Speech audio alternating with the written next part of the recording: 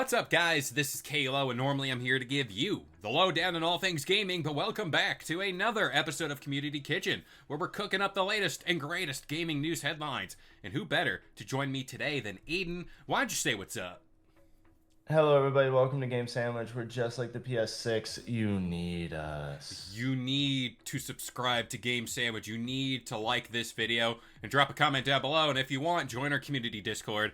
Links to that is in the video description down below. Now, we're here to talk about the future. I am an empath. I think that's what they call them. That they can see the future. I think that's what they're called. No. They're not? Maybe not. No. It's You're a in bad tune thing. with people's feeling is what that means. Oh, okay. Well, hey, that's how that be. But the PS6 has recently come into a little bit of a talking point as of late. That's because recently Mark Cerny and AMD's Jack Huhn released this video talking about the future technology between the two parties. Because, everyone likes to talk about teraflops and gigahertz and all that fun number stuff. But this got people talking, because it's like, you don't just drop a video like that without at least a little incentive afterwards to be like, hey, this is a thing. As we all know, like a PS6, no duh, is coming out. We just didn't know when. And then that's where this discussion on NeoGAF came into question, where people mentioned 2027 being on the table for this new system. And I'm pulling from Mike Straw of Insider Gaming here. This also led to Kepler L2, who has been accurate with hardware information, to say it's not just on the table, it's the plan unless any unexpected delays happen. Which, we live in gaming, we know delays do happen, and to me, hearing this all, it started to generate that question of, do we need this right now? Given the state of gaming, given the state of PlayStation, and I also want to bring Xbox into this all, because while they're in a different spectrum, like as far as like just badness, they're still looking to release that next generation sooner than later, But I want to ask you first, what do we think about a potential PS6 coming within the next 2 years? I mean, it's not impossible considering the lifespan of a console is really 6 to 8 years. So, like, really hitting it at 2027, that's a 7-year gap right there between the release of the PS5 and the PS6. So, that is like right on the money, honestly.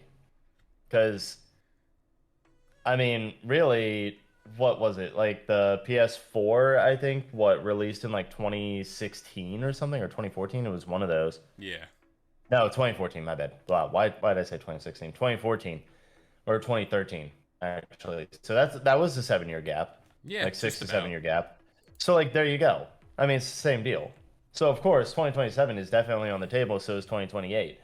I would only be surprised if it was like, oh, 2026 suddenly, because then it would be like, now you're getting a little bit short on it. But really, the potential of it appearing in the next like year, like in the next 2 years, is like almost a guarantee at this point, based off of like current console cycles. Yes, it's very much on par, and there is this ever so growing rumor that PlayStation wants to release another handheld, like a native one, like a PSP, or in this case, Mike Straw mentions a dockable PS6, which, again, you're following the Switch Which, trend. I mean, people would be all over that. And They definitely would. Exactly. Now, the reason why I'm so against them doing this in 2027 is because I haven't seen that much software from this generation. Of course, it's a weird generation to begin with whenever it started with COVID, and then, consoles were not available and everything was scarce up front. It didn't really feel like the PlayStation 5 generation started right when it did. It felt like a year or two after. That's when everything started coming out. That's when consoles were available. That's when games started coming out. Because that first year, correct me if I'm wrong, I think it was like 1 or 2 titles that released with the PlayStation 5. Like it was Rift Apart. I think it was Rift Apart and... I don't remember like how many were exactly released with it. But I do know that like it didn't have that many. Like I think it only had a handful within its first year. Yeah, And I mean, I don't remember exactly what they were. I do remember Rift Apart was sometime around the release. But I'm looking yeah, this I up. mean, they said specifically too. I remember them talking about the PS5 and saying specifically, "Oh, this is going to be a slower burn for the console because they don't want to like just jump into the new generation and leave people hanging." Because that's what they did previously, like with the PS4. They had jumped into the PS4 so fast that people didn't really have time to switch over from the PS3 to the PS4. Well, they did, but like it wasn't like a it was like you have a year basically, and then oh everything's on the PS4. And so they wanted to do it. They wanted to do it more slowly, but I mean they've done it so slowly that games are still releasing on the PS4 while also releasing on the PS5, and we're 5 years into the console generation, almost six. You know. So I'm looking at the list here, and it's oddly enough worse than I thought because it was Borderlands 3, Assassin's Creed Valhalla, Call of Duty Black Ops Cold War, Demon Souls, Devil May Cry 5 Special Edition, Dirt 5, and I'm just pulling big names out of this. Marvel's Spider-Man Miles Morales, Spider-Man 1 Remastered, Mortal Kombat 11 Ultimate, NBA 2K21, Sackboy: A Big Adventure, games like that. And my main gripe, and this is for Xbox too, because they're also messing around with this time frame. If for me as a consumer, I'm sitting here wondering, what have they done with the PS5 and the PS5 Pro at this point, to take advantage of that software to say, all right, this is the full capability of what this thing can do. All right, we're ready to move on because we jumped the shark. We've done everything. Like Ghost of Yotei just released, and you're like, okay, that is a reason to go out to get a PS5 Pro because that game is beautiful. It looks amazing. The game runs amazing on that console. But then after that, you're like, okay, what are other games that can do that or take advantage? Or what's the next few software lineup, like for PlayStation Yeah. now? Yes, the Wolverine. Like, do I think that's going to be a thing where it's like you need a PS5 Pro to play it? Maybe. Like, unless you're a sicko and you want the best performing whatever, and there are people like that. But for me, this generation specifically, Xbox and PlayStation, it felt unneeded. Like, it just felt like like what you were saying. You're gonna get it because that's what we said. Like, that's our time frame. 7 years, 8 years. We need to drop a box. And I don't know, like, especially given price increases in gaming, like everything in general is just bad. Like, we always look for that incentive. Why should we buy the next box? I don't see anything right here. Like, I'm looking at, of course, the weird numbers, like 40 to 80 RDNA 5 compute units, 160 watts of TBT, 8 times Zen 6 cores. That'll mean something to somebody. But, like, what? Like, what are we doing? Like, what is the big sell for the PS6? I mean, there really isn't one. Not unless they like suddenly beef up the hardware to like something unseen. But really, at this point, PS6 isn't going to be that much more powerful than what the PS5 Pro is. Let's just face it, it's not going to be. And that's why like I am happy with like Microsoft's decision not to do the whole Xbox Series X Pro thing or whatever. Like I'm happy with their decision not to do a Pro console because then that just means there's going to be more of a significant jump from previous generation to next generation. And with the new generation consoles, or well, not new generation, but with like the now generation consoles, really, it's like if they didn't do the PS5 Pro and they just jumped from the PS5 to the PS6, people would be like, there's a reason for this. There is. It feels like there's actually a jump in technology. But whenever you release the PS5 and then that has the latest stuff in it, you don't feel like that jump matters or is that effective whenever it's like 2 years apart. The the PS5 Pro came out 2 years ago, or was it a year? Because like this time No, frame, It was earlier this year, wasn't it? It was like at the November beginning of this year. 7th, November 7th, 2024. So, Okay, so a year ago, like exactly a year ago, pretty much. There you go. So really, 3 years in between that. It used to be 4 years in between the Pro and that. Now it's 3 years. Like I don't think that the Pro is necessary. I really don't. and this is where I want to bring in Xbox, wherever, like, their next big alleged thing is it's going to be a PC home gaming console hybrid. Like, you just plug it into your TV and you get Yeah. Steam, you get Epic Game Store, all that. But Yeah. then you So Nintendo Switch. yeah, so then you get that, but then you get the whole Xbox part of it all, where it's like you have no exclusives to your console. You Xbox in general is just in a bad state. Game Pass used to be the thing that everyone said, well, at least they got that. Now that's on the fringe. So you're like, all right, what are they doing there? PlayStation here, I'm sitting here like, you're in the good standing, but you don't have the software. Like, you don't have an alleged lineup of games to say, like, this is what's coming out. This is the banger. Yes, we have rumors of a 2D something God of War game. Yes, we have the Wolverine coming out next year. But in grand standing, it's like, what is that selling point for the next generation? If you know what it is, please drop a comment down below. Because we used to look for things like 4K. But does 4K really mean anything nowadays, where it's like, can we really notice the difference between that and 8K? Or, like, what And is that thing? we're also at a point too where it's like, think of like TVs as well. I have 4K TVs. It's not like I don't. But now for the next generation console, they're probably going to be like, oh, now you need an 8K TV if you want to get the most out of it. And like, who wants to go out of their way to go buy an 8K TV now when 4K is still really prevalent? Wasn't there a You thing on the don't need it. PS5, the PS5 box, where it had the badge?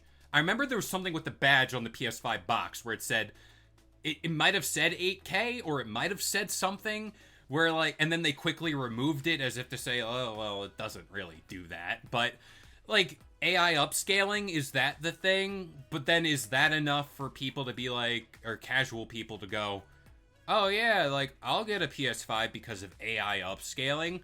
Like, Oh yeah, yeah. They did have the 8K thing on the box. I just looked. yeah, because I remember Yeah, that they was a did whole. have 8K on it, and then they removed it from the packaging. Yeah, like, for me as a consumer, and this is just not anti PlayStation, this is just the grand scheme of it all, even for Xbox.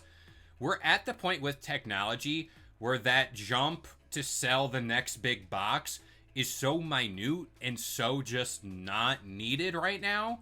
It's like, they shouldn't do that. If anything, both companies should really take a step back and be like, we need to focus on software, because arguably both PlayStation and Xbox were lacking in games on both ends of the spectrum. I mean, Halo is in the shitter for Xbox. No one knows what that's going to be. At the end of the month, we'll find out. But, like, PlayStation, you have the Wolverine. What's the next big thing? What's following that? Why haven't you capitalized on Bloodborne? Yeah. I'm still gonna bring that up. I'm so 8 sorry. years later, I will be like, I will still be bringing that up because everybody wants that. I mean, come on. I mean, you are 100% correct though, in my opinion, in just that they need to stop focusing on hardware at this point. Let the PS5 like ruminate. Let it just be there. Yeah. Let it exist for the next like, I don't know, like let it exist for the next like 4 years. Go to 2030 for your next console. Don't do a pro version in it either, or a pro plus version, you know? Do 5 years from now, that's when you release the PS6. And in the meantime, start developing games. Make it so that the next generation console has like extreme bangers of games on it, so that way you can sell it. Don't rely on, oh, it's 8K or anything like that. Make your selling point your freaking games. How it 'Cause used to be. used to be your games. Yeah. That's also why you lost the console war whenever it came to the PS3 and Xbox 360 era.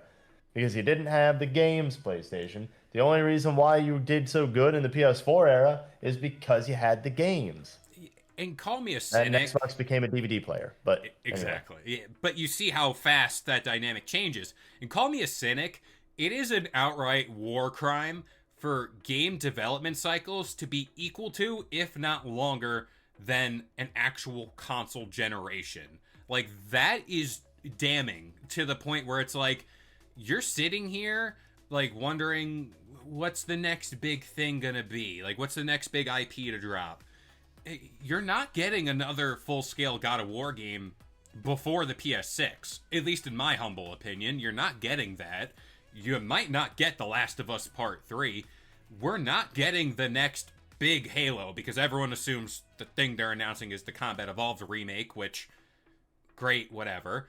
Like, the next what from Xbox? Like, again, there's a lot more questions on software, which is the reason you go get the box. And if you're just going to yeah. release the box with all these question marks, like, it's just not good business. It's just not a good look. And then we're I love sitting. my box of question marks. No, like, I was a big proponent. As much as I love Xbox, I don't know why, outside of, like, it's just the new thing, I went out to get the Series X. Like, I've said it multiple times on my channel where I'm like, yeah, I think I was better off getting a Series S versus a Series X because I did not take full advantage of it.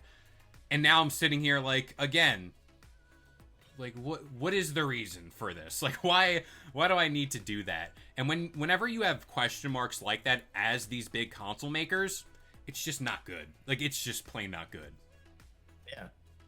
I mean, it really isn't. And I just like the more I stay in gaming, the more I dread staying in gaming because I'm like, I just hate how commodified the entire industry is becoming. Yeah. And just like how everything is so like everything is so commercialized with it, and it's Yeah. just it's so terrible. Like it felt like whenever it was like PS3 and Xbox 360 era, everything was so focused on, hey, making games that matter, making games that are like really fun, making games that are really engaging and all that. PS4 and Xbox One era came out, and it was still kind of feeling like that, but it was like switching over a little bit. Now everything just feels like, oh, we're just doing it. We're just like making the console, and now, hey, you get games if you want, if we feel like making them. I And if we do, then you better pay a premium price for it. and that's the thing where I look at PlayStation, this is why I'm so critical on them. If they just chose to say, like, hey, within, like, after the Wolverine, we're gonna go on an absolute banger tour of our triple or double A games, like a Sly Cooper, like an Ape Escape, like a Jack and Daxter, and then, hey, to celebrate or to kind of coincide with that span of games, here is the PS5 or whatever you want to call it handheld that can run these games beautifully. And then it's like, oh, this is why we're PlayStation. You know why, because we have the IP, we have the games. Now, let's release the PlayStation 6 where, like, all of our big games like The Last of Us, God of War, whatever, that's all lined up and well for that generation. That game will look amazing, run amazing, do Yeah. whatever. You have it set up. And it's just mind-boggling to me that they're not taking advantage of that. See, I know that nobody from Microsoft or Sony will ever pay attention to this unless, like, we like blow up some way somehow. But like the reason why people are so fed up with you and people are turning towards PCs at this point is because that's where you can find good games and plentiful amounts of them. Yeah. We don't need everything to be like, oh my god, hyper realistic like Call of Duty all the time. We don't need that. Variety. We need variety. We need stuff that matters. We need like enjoyment out of all of our games. And like there's a reason why like games like Silksong for instance do so good even though they do not have the like crazy like microscopic level graphics where like you could zoom in and see their atoms or whatever. At this point, I know it's not like that, but you know what I mean. Like that's like the next thing that like Call of Duty would boast is like, oh, you can take a microscope to it and see the atoms of like all the like characters, blah blah blah. And like we don't need that. I mean, there's a reason why like games like Power Wash Simulator, for instance, do so amazing. Yeah. Where it's like that game doesn't have amazing graphics. That thing looks like very very basic compared to nowadays games. PlayStation 2 People level love graphics. it. Yeah, but people love Yeah, it. but people love it. And it's like there's so many games like that. And like you can point to a lot of them. Even Dead by Daylight. Dead by Daylight, for instance, has had the same graphics since it launched back in like early PS4 era. Yep. And guess what? It's still kicking. People love it still, and it's still getting updates. You know, like there's so many games like that. And like, you know what? I can even point to a brand new one like here right now, which is like Digimon Storytime Stranger. There you go. You've been playing it. That thing doesn't have amazing graphics. I've seen it. Yeah.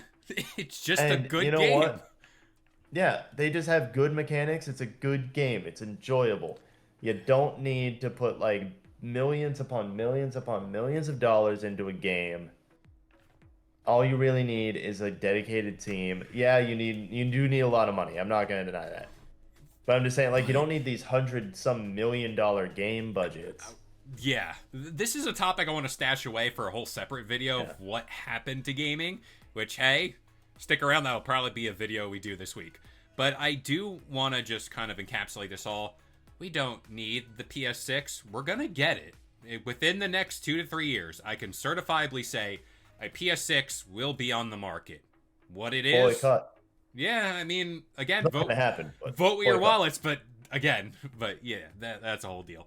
But we're going to pass it off to you guys. What do you think? Do we need the PS6? Do we need the next generation in general? Let us know in the comments down below. But as for this episode of Community Kitchen, we hope you guys enjoyed. Remember, drop a like on this video, comment, and join our community Discord. Links to that is in the video description down below. But I've been Kalo, joined by Aiden, and we'll see you guys next time. I say we boycott the next generation of consoles. If you enjoyed today's video and want more content just like this, consider subscribing to Game Sandwich for all your news, rumors, and reviews. And we'll see you guys next time.